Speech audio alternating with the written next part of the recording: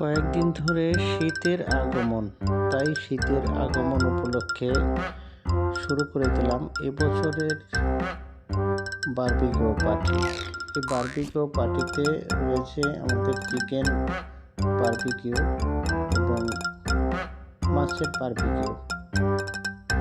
আজকে হঠাৎ করে যখন মনে উঠলো, তখনই এই বারবিকিউ পার্টি প্ল্যান করলাম এবং আজকেই এই বারবিকিউ পার্টি সবাইকে নিয়ে আমরা এবছরের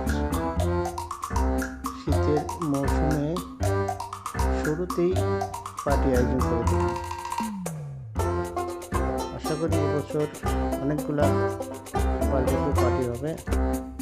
আমাদের আজকের শেফ ছিল রাহাত, ও অনেক যত্ন করে এবং অনেক সুন্দর করে মশলা মেখে বারবিকিউ পার্টি শুরু করে দিয়েছে। ধন্যবাদ।